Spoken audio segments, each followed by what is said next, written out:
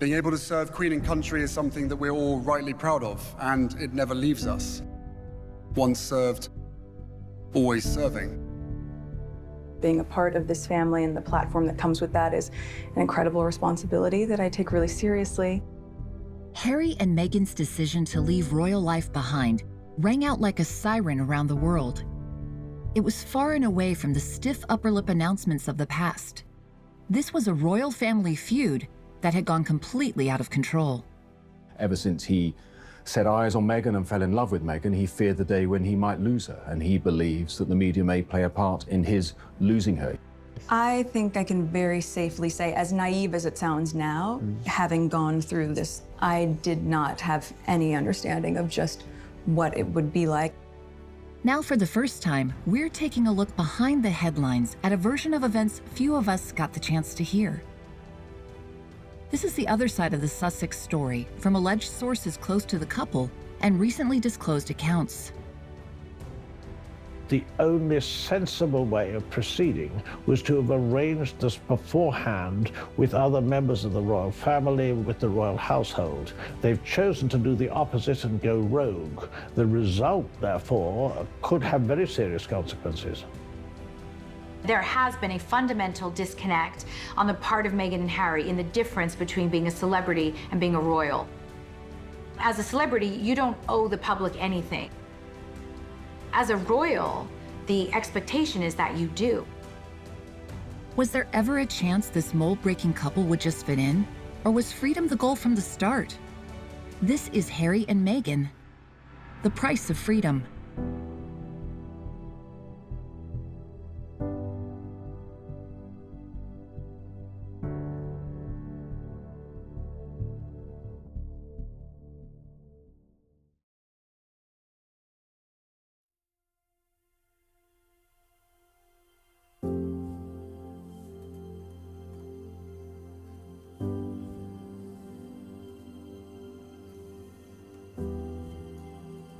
On January 13, 2020, royal watchers were on the edge of their seats as Harry and Meghan entered what was infamously called a crisis meeting with Her Majesty the Queen, Prince Charles, and Prince William. This was the deal or no deal moment. The future of the royal family was hanging on the outcome of this critical talk.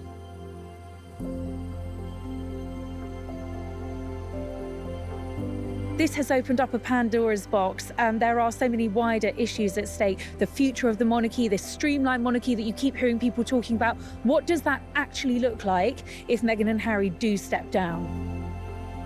They feel they've been hounded by the media, etc. But in reality, there's been nothing like that. The royal rota system, I think, has given them an awful lot of works it's been going since the 1950s.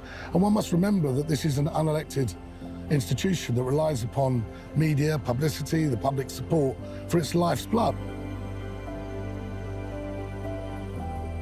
This new relationship they want is very much what, say, a celebrity like Beyoncé has, whereby they are in control, they release the images, they choose who comes and talks to them. I mean, that's a relationship that works in Hollywood, that's a relationship that works with celebrities.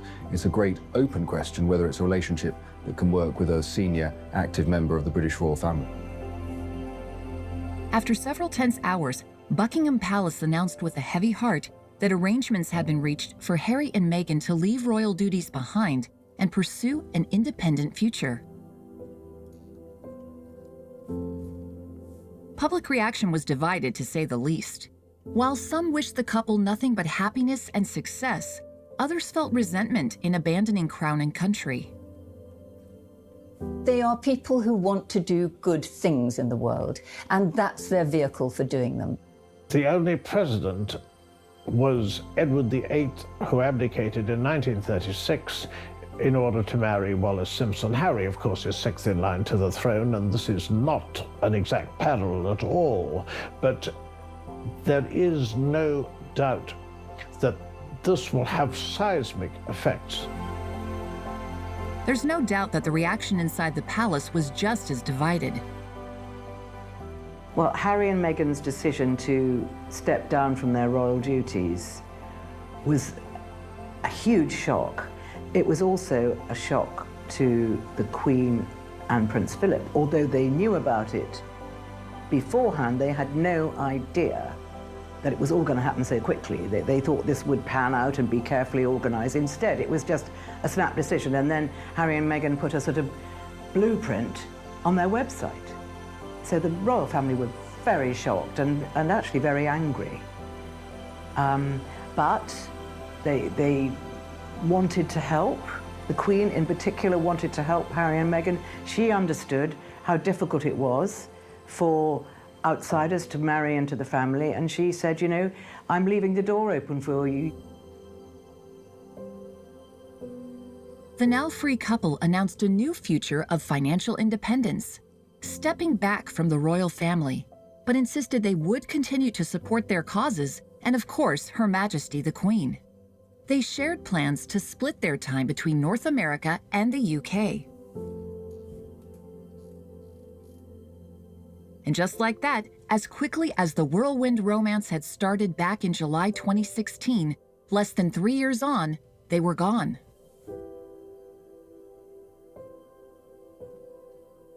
What was it like? It was exciting. I mean, I've been seeing her for a period of time when I literally didn't tell anybody at all.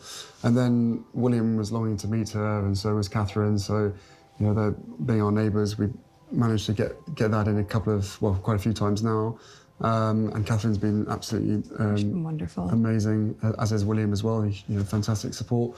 And then my father as well. We had a couple of, no, more than that. We've had a handful of teas and meetings and all sorts of gatherings over at his place as well. So no, the family together have been absolutely solid support, and my grandparents as well have been wonderful throughout this whole process, and they've known for quite some time. So how they haven't told anybody is again a miracle in itself. But no, the whole family have come together and have been a huge amount of support. They've been amazing.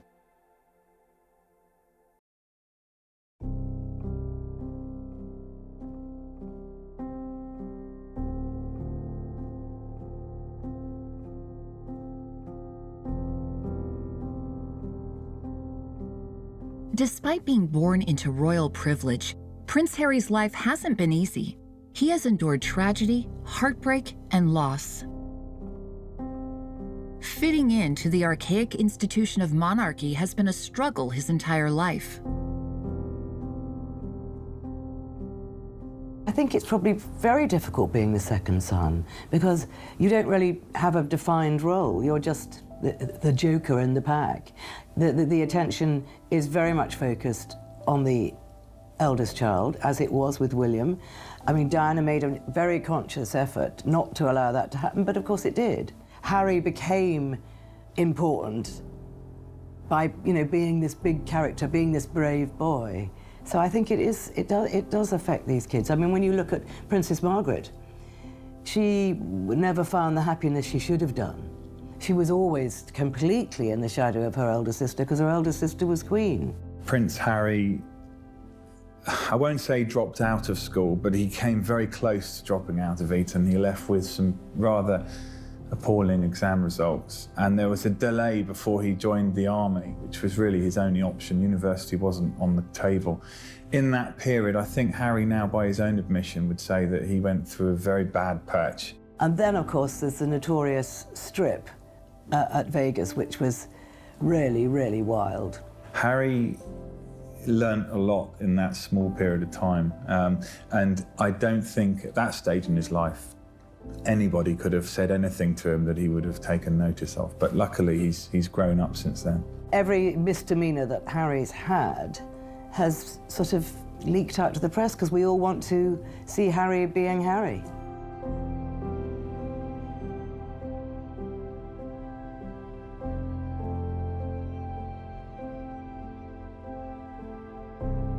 I think when it comes to Prince Harry, it's obvious that there's huge affection between the two brothers.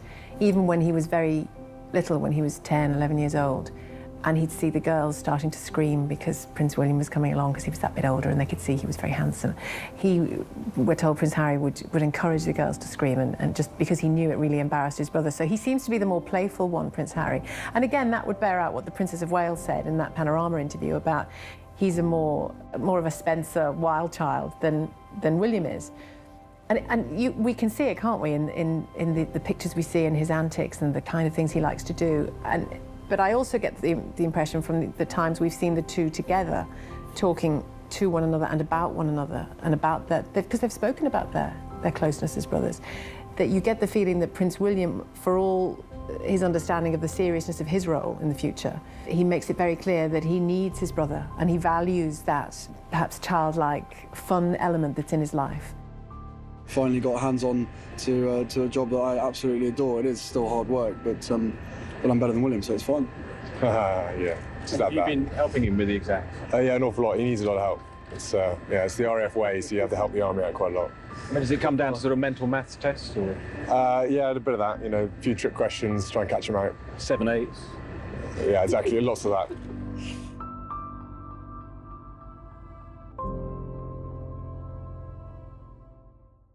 In 2013, Prince Harry spent 4 months in Afghanistan with the British Army. He often refers to his time there as some of the most humbling days of his life. And while serving, he preferred to be known as Captain Wales, as opposed to his formal royal title of Prince Harry. He regarded those days as the only time he could really be himself, far away from the scrutiny and rigidity of life at home. Harry's time in the military consequently inspired much of his charitable work when he returned to royal duties. This includes the internationally successful Invictus Games.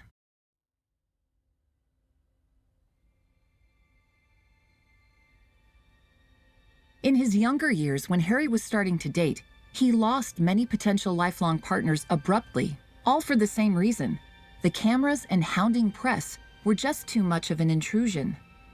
There is no doubt that Harry has always struggled with his relationship to the press. It is clear that he still holds resentment towards the paparazzi that chased his mother, Princess Diana, that fateful night in Paris when she was killed in a car crash. Prince Harry's relationship with the media went bad and has got progressively worse ever since his mother died. He believes deeply and profoundly that the media contributed to his mother's untimely death.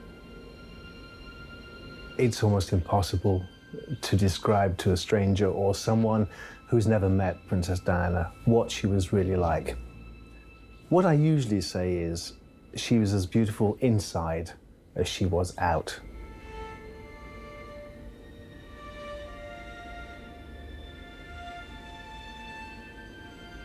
She loved to have fun. She loved to giggle. She loved to play practical jokes. And she loved nothing more than cuddling up with her 2 boys watching TV. And the boys were the center of her world.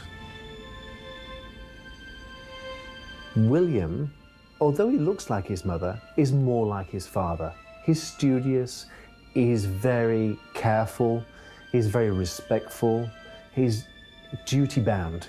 Harry, on the other hand, is a hybrid of the Spencers' red hair and the Windsors, but he has his mother's naughty streak. Harry is the fun guy. Harry was always the soldier, William was always the general.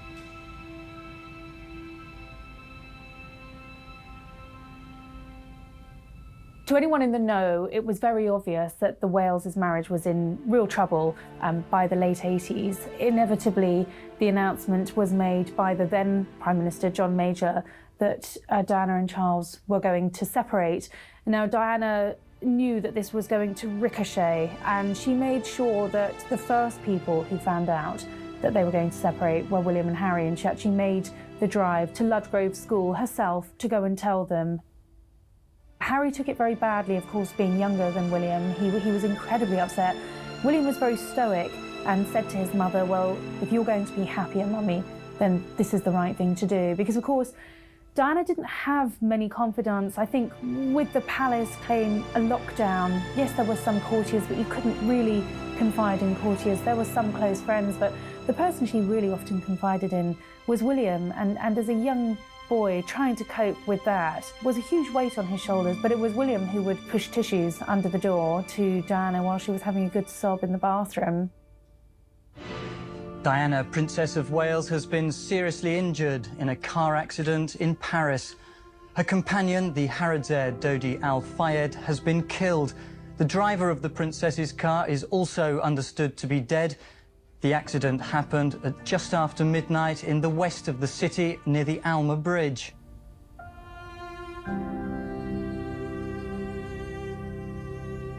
First, I want to pay tribute to Diana myself. She was an exceptional and gifted human being.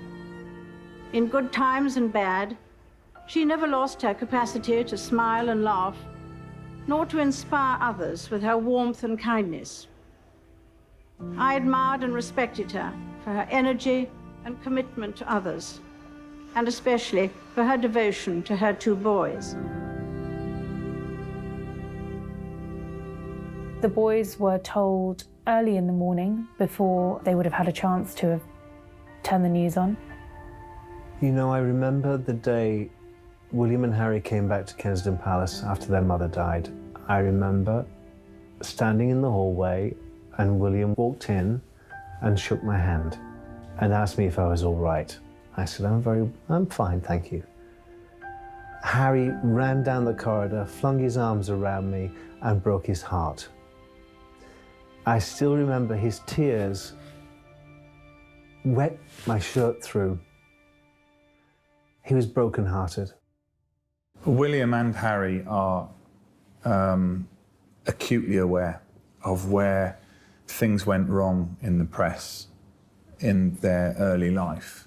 And there's an argument, quite a strong one, to suggest that the wheels so spectacularly fell off Diana's life and her public image and how she was portrayed in the press and how she was pursued by journalists and photographers that contributed to her tragic demise.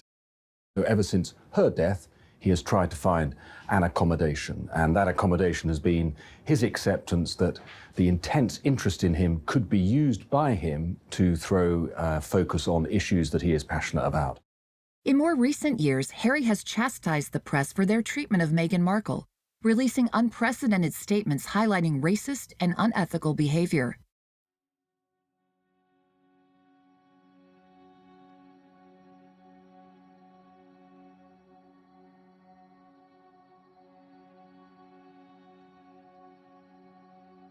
We were introduced actually by a mutual friend. It was through her, and then we met once and then twice back to back, 2 dates in London last July. Yes. Beginning of July. Harry saw Meghan's photograph on Violet von Westenholt's Instagram account because Violet does PR for Ralph Lauren, and Meghan was in this country, in England, doing some PR for Suits, and she was wearing Ralph Lauren. He saw the photograph and thought, wow, she's hot. And Violet said, well, you know, would you like to meet her? She's over here. So they met through a mutual friend who set them up really on a blind date, and they had their first date at Soho House in London in 2016. They got on so well that after just 3 hours, they decided to return for a romantic dinner the next evening. Meghan ticked all Harry's boxes, and it goes without saying that he was head over heels for her after just those first 2 dates. And then, of course, you know, with Meghan living and working at the time in Toronto in Canada, where she was filming Suits, and Harry being based in London, they realised they would have to really go out their way to make time for each other very quickly. So within a few weeks of that first date, they were on holiday together in Botswana. They were camping under the stars. I don't think it's camping in a way that you and I know it. It's probably a bit more luxurious than that. Prince Harry had dated a string, really, of beautiful English socialites. They tended to be blonde and willowy, very great backgrounds, you know, wealthy families, went to the right schools. However, what Meghan brought to the equation was a lot of humanitarian work that Harry's ex-girlfriends just couldn't even touch with a 10-foot pole. Meghan had actually worked for the UN. She'd gone on missions and trips to support women and children in the developing world. Meghan had been a global humanitarian long before she met Prince Harry. And I think as Harry was very close to stepping into his full role as a member of the royal family, the possibility of meeting someone who was equally passionate and engaged about changing the world and helping other people was extremely attractive to Harry. I think if you watch the engagement interview that Harry and Meghan did on BBC, and they talk about their first meeting and how they instantly connected, it's apparent that, yes, there was a mutual attraction, but it went far beyond the physical. Meghan and Harry were attracted to what each other believed in and what each other wanted to do in the world.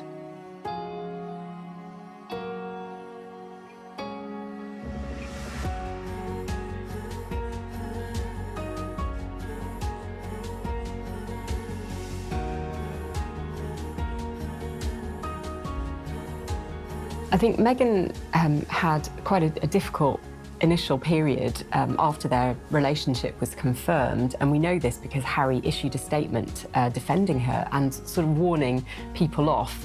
You know, she described it as disheartening and discriminatory, but Harry himself mentioned sort of racial undertones, which is pretty upsetting for anyone concerned.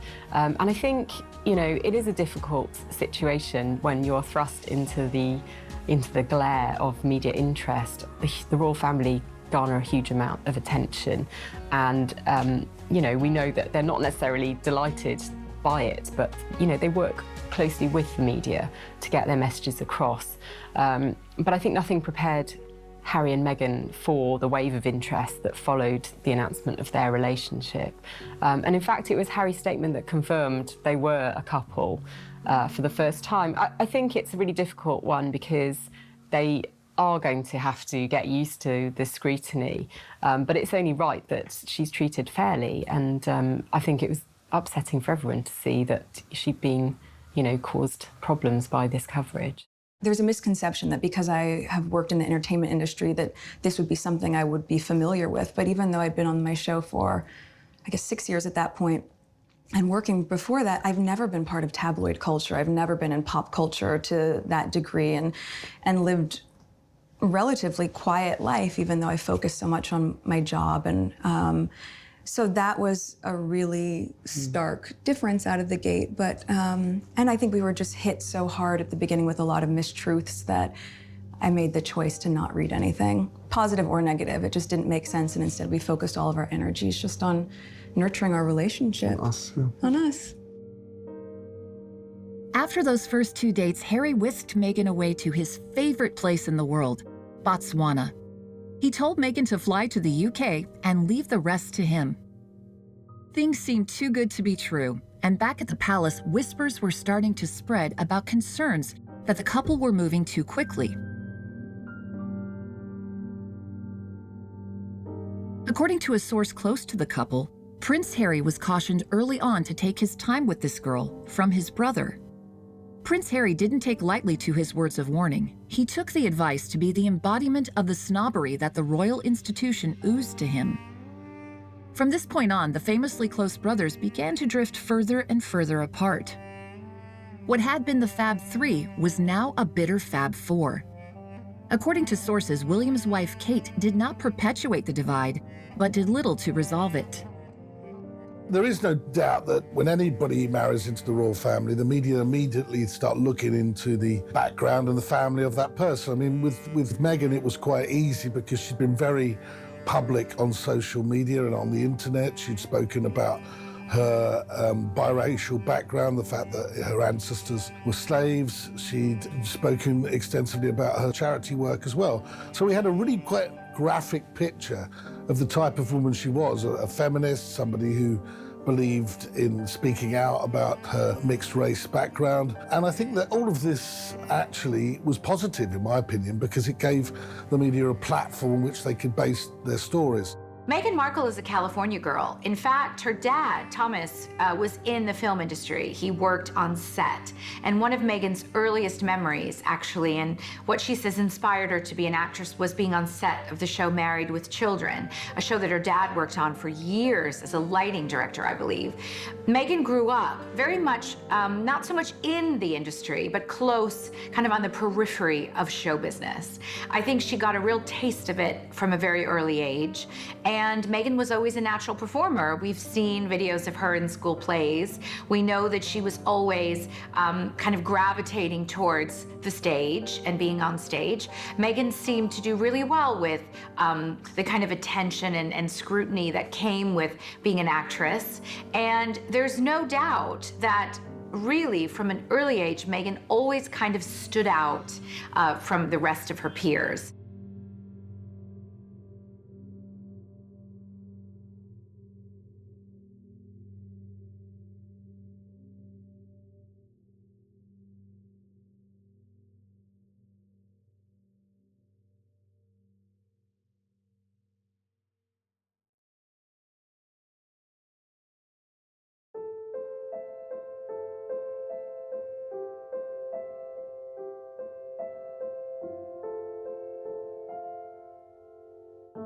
From the initial announcement of their relationship to the engagement and all the way to the wedding, Harry and Meghan were the hottest headline in every newspaper. All that attention began to cause more and more problems. Ever since he set eyes on Meghan and fell in love with Meghan, he feared the day when he might lose her, and he believes that the media may play a part in his losing her. Meghan and Harry had very much a whirlwind romance. When you are a royal trying to date someone who's a Hollywood actress, which is not unprecedented, but it is unusual, it's very important to stay under the radar. One of the big dangers of this relationship is that there would be a host of publicity, a host of press, and then the two would break up. And then both of them are plagued and haunted by the rest of their lives by questions about this relationship, which was never meant to be. So for celebrities, it's very important before they go public to make sure that it's really serious and it's gonna last, because otherwise it's just embarrassing and it's just bad publicity for everyone. In the case of Harry and Meghan, I think they knew very early on that this was potentially going to be a lifelong romance. But they were very cautious and they tried to keep their relationship under the radar as they got to know each other to make sure before they went public. Harry made several surreptitious visits to Meghan's condo in Toronto. He would come and go and really nobody figured out who he was. And Meghan was being, secretly brought over here, stayed with him in Kensington Palace, and again, none were the wiser. Meghan and Harry kept most of their early courting days behind closed doors. They say that, she was cooking him a roast chicken when he proposed. They were used to spending a lot of evenings at home, having home-cooked meals, because they frankly couldn't go out to restaurants. But I think the intimacy of their early days, when they were really forced to spend most of their time alone together at home, contributed to their close connection and bond. The pressure on Meghan and her family were like nothing she had ever experienced. Insignificant family disagreements became international feuds. Difficulty with handling her father's exploitation by the media led to him being cut from the wedding plans, and the stress led him to suffer a life-threatening heart attack.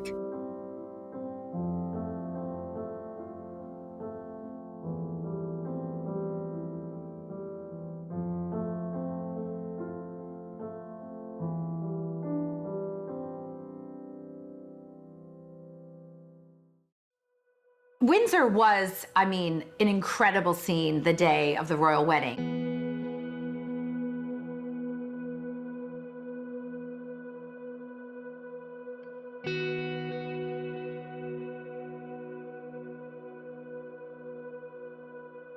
Everyone was excited. The crowds were enormous. As you came up that very famous park, it was mobbed. Both sides of where their carriage was going to go was thousands and thousands of people stood back to back, ready to cheer them on. The applause, the cheers as they drove through Windsor were deafening. There was a tremendous amount of love and support for Meghan and Harry on their special day. As is custom, the Queen's wedding gift to Meghan and Harry were titles. She gave them the titles of the Duke and Duchess of Sussex. I think everybody was stunned when Meghan got out of the Queen's Phantom Rolls Royce.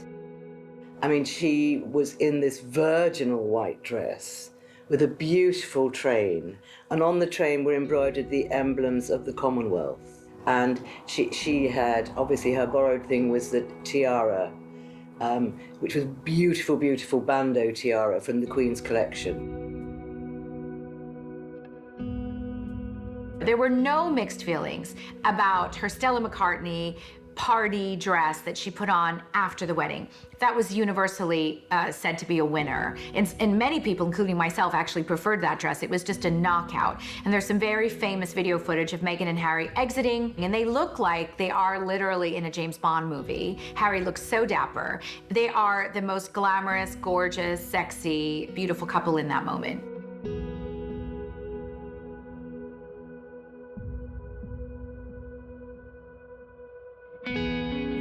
Meanwhile, in the palace, there was a lack of trust towards Meghan, and there were fears that the couple's domination of the headlines would eclipse other senior members of the royal family.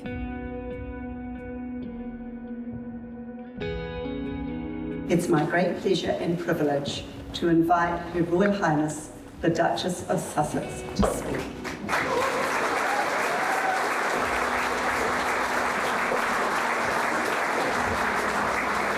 We are proud to be able to join you tonight in celebrating the 125th anniversary of women's suffrage in your country. The achievements of the women of New Zealand who campaigned for their right to vote and were the first in the world to achieve it are universally admired. In looking forward to this very special occasion, I reflected on the importance of this achievement, but also the larger impact of what this symbolizes. Because yes, women's suffrage is about feminism, but feminism is about fairness. Suffrage is not simply about the right to vote, but also about what that represents. The basic and fundamental human right of being able to participate in the choices for your future and that of your community. The involvement and voice that allows you to be a part of the very world that you are a part of. And women's suffrage is not simply about the right to vote for women, but also about what that represents.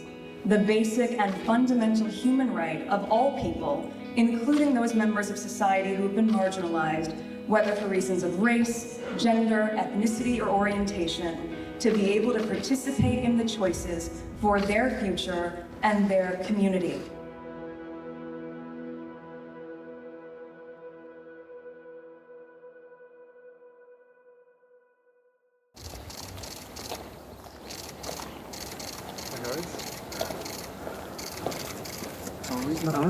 Good to see you. Sorry, you want me over here? Yes, so X marks the spot. X marks the spot. Lovely horses in the background. It's all ready. Right. Prince Harry, have you got any news you want to share with us and the world? Yes, I'm very excited to announce that Meghan and myself had a baby boy. There was a lot written about the way that Meghan and Harry handled this birth. In some believe there has been a fundamental disconnect on the part of Meghan and Harry in the difference between being a celebrity and being a royal. As a celebrity, you're entitled to privacy when it comes to things like this. I mean, of course, you have Beyonce with reporters camped out at the hospital, but as a celebrity, you don't owe the public anything when it comes to pictures of your newborn. As a royal, the expectation is that you do. As a royal, the expectation is that this family, in a way, belongs to the public. They're public servants. And if the people want to see a picture of the baby, you give them a picture of the baby. If the people want to see the new mom just hours after she gives birth, trotted out in stockings and high heels, then you do it. That has been done up until now. Whether or not that's right, that is the precedent. So for Harry and Meghan to treat this the way a celebrity would really treat this, which is, we ask for privacy at this time, that's not what royals do. And the British press and some of the public have been upset because they want to feel like they're participants in this birth the way they have in other royal births. However, Meghan and Harry have drawn a clear line in the sand and said, no, we have boundaries and this is ours. And we're not letting you in to this special moment in the way that, say, William and Kate did. The initial hours after the baby's born belong to us, not to you. That is the difference in the way celebrities and royals view these kinds of things, and that has been a sticking point for some people in the British press. all the work you do together is great, but working together as family, do you ever have disagreements about things? Oh, yes. Yeah, healthy disagreement. Okay, the last thing you disagreed on, how do you resolve it? I can't remember. They come so thick and fast. But is it resolved? We don't know. Oh, we don't know. Well, you're putting on a great show if it's not. By 2019, little progress had been made to reconcile the growing gap between the two brothers' families. At Westminster Abbey for Commonwealth Day service in March 2020, the two couples barely spoke. While a lot was written about a raging feud between Kate and Meghan, the reality was that the two barely knew each other. I think the hopes were that Kate would help Meghan adjust, and the two women would become fierce and loyal friends and would be, you know, joined at the hip, and everything would go smoothly. Of course, we know that's not what happened. Meghan and Kate have really not forged the kind of friendship that I think royal insiders were hoping that they would. They're by all means cordial, but I don't believe they are close friends. I think Meghan and Kate probably don't have all that much in common, and they're both fully formed adult women. You know, they're not teenagers that you take on a trip together and hope they get along. These are two fully formed women with their own styles and opinions, and we know about Kate Middleton that she very much follows the royal protocol. She does not put a step wrong. Whereas Meghan, I think, is challenging royal norms. We know she is because she's already done things markedly differently than any other royal has done. So the women are different. Personally, I don't believe there's been a big rift between Meghan and Kate at all. I think it's more likely that it's Harry and William who have their own ideas about things, and the wives are kind of going along and supporting their husbands. Meghan's comments in a recent ITV documentary also left many questions about how well the royal family tried to make Meghan feel welcome. You add this on top of just trying to be a new mom or trying to be a newlywed. It's, yeah, well, I guess, and also thank you for asking, because not many people have asked if I'm okay, but it's a very real thing to be going through behind the scenes. May I just say that while I'm here with my husband as a member of the royal family, I want you to know that for me, I am here with you as a mother, as a wife, as a woman of color, and as your sister.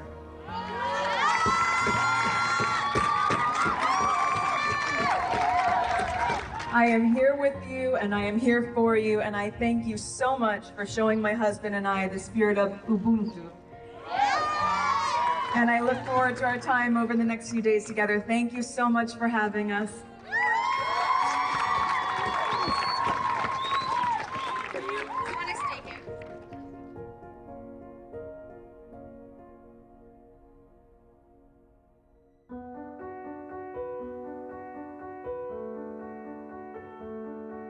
Harry and Meghan made the public announcement across their channels and social media. After many months of reflection and internal discussions, we have chosen to make a transition this year in starting to carve out a progressive new role within this institution. We intend to step back as senior members of the royal family and work to become financially independent while continuing to fully support Her Majesty the Queen. It is with your encouragement, particularly over the last few years, that we feel prepared to make this adjustment. We now plan to balance our time between the United Kingdom and North America, continuing to honor our duty to the Queen, the Commonwealth, and our patronages. This geographic balance will enable us to raise our son with an appreciation for the royal tradition into which he was born, while also providing our family with the space to focus on the next chapter, including the launch of our new charitable entity. We look forward to sharing the full details of this exciting next step in due course as we continue to collaborate with Her Majesty the Queen, the Prince of Wales, the Duke of Cambridge, and all relevant parties. Until then, please accept our deepest thanks for your continued support, the Duke and Duchess of Sussex.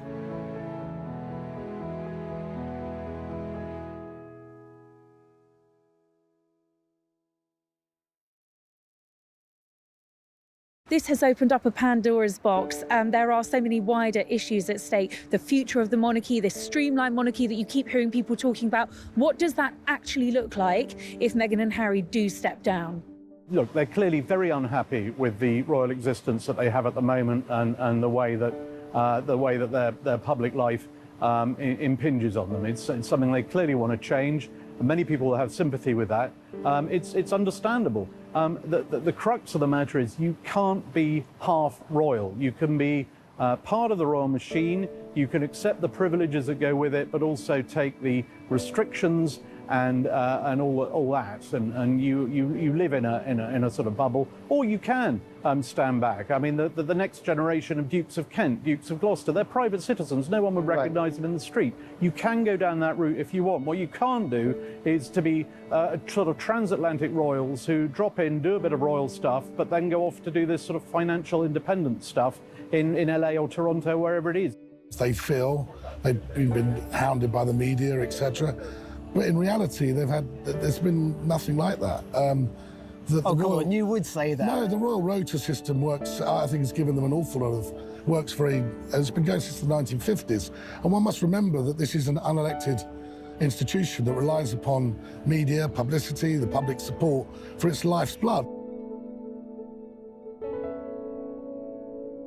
This new relationship they want is very much what, say, a celebrity like Beyonce has, whereby they are in control, they release the images, they choose who comes and talks to them. I mean, that's a relationship that works in Hollywood, that's a relationship that works with celebrities. It's a great open question whether it's a relationship that can work with a senior active member of the British royal family.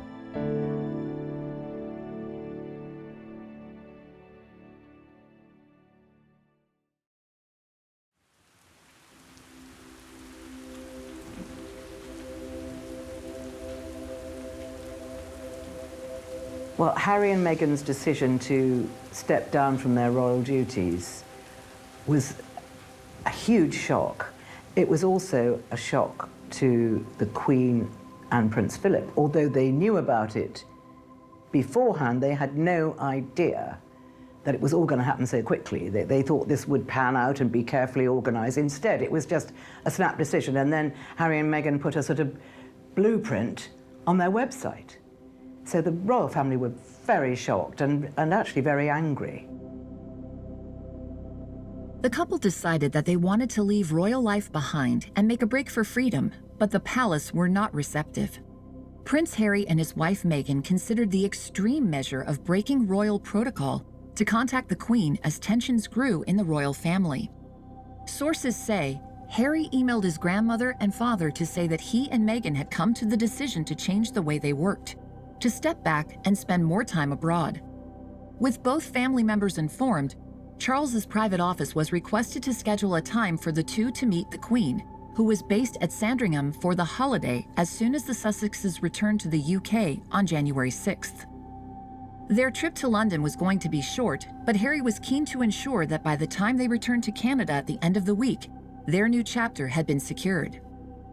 However, Harry was told his grandmother was unavailable until the end of the month, and ordinarily that would be that.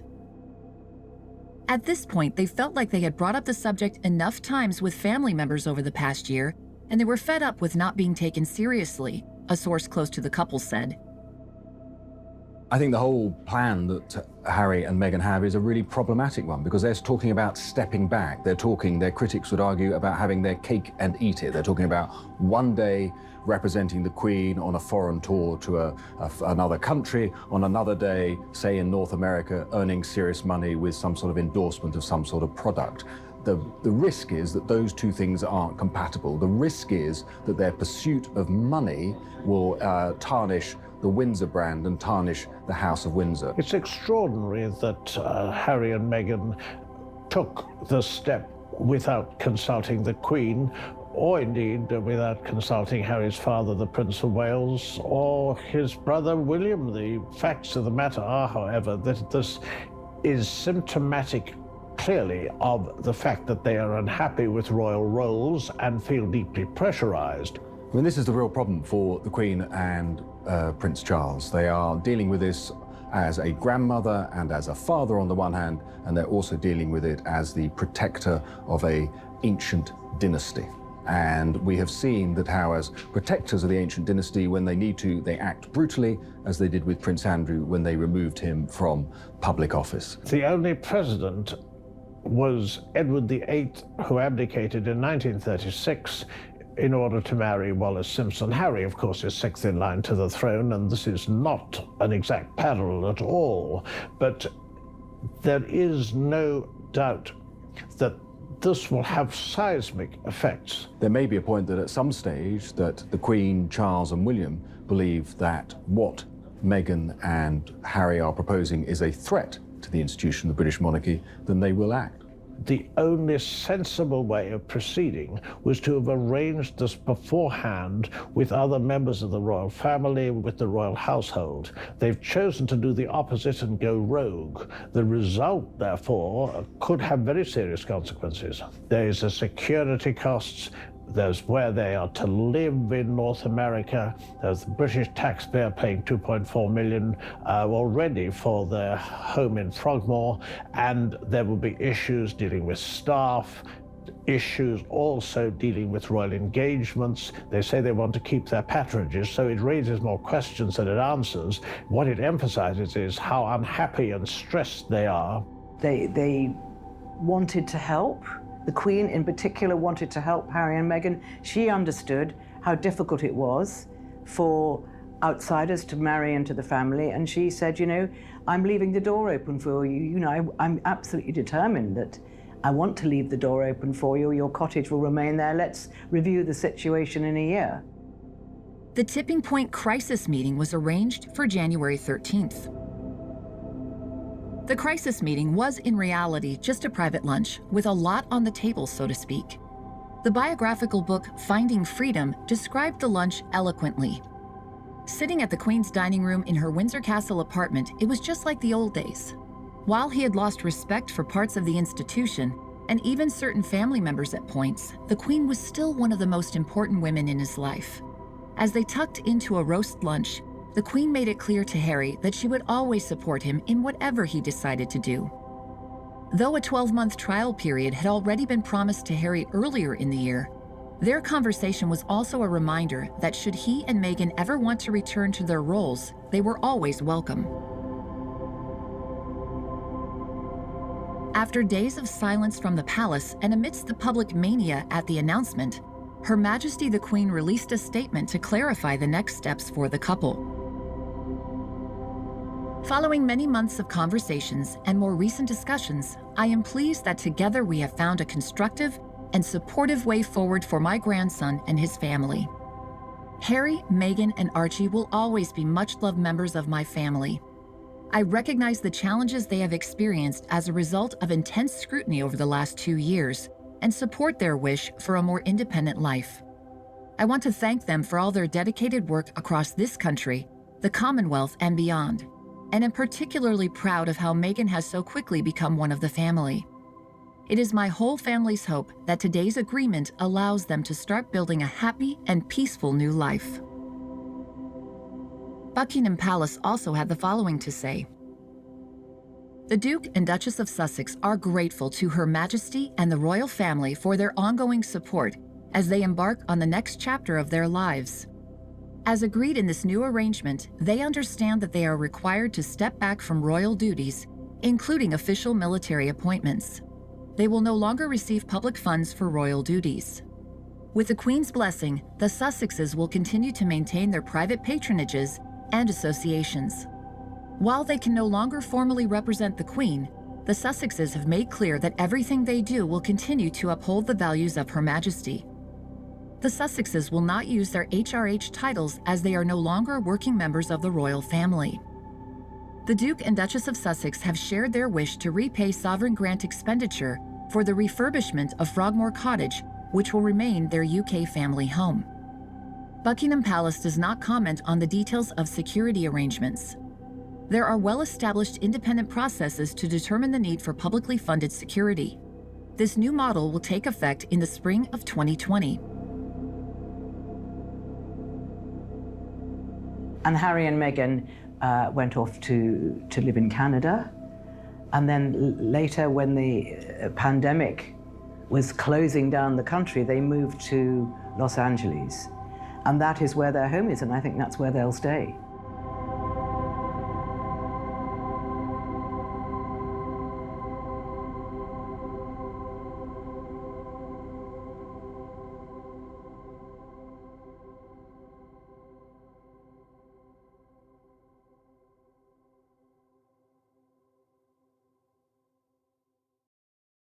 It's definitely sad for the team at Buckingham Palace. They have a superb team there who've been fiercely loyal to them.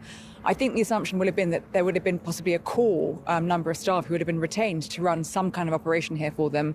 They've decided against that. They're severing all ties. It's a really strong signal that they are off on their own now in America and Canada. Now living in Los Angeles with their son Archie, Harry and Meghan are putting their business sense to good use as they prepare to launch a new brand and base for their future endeavors.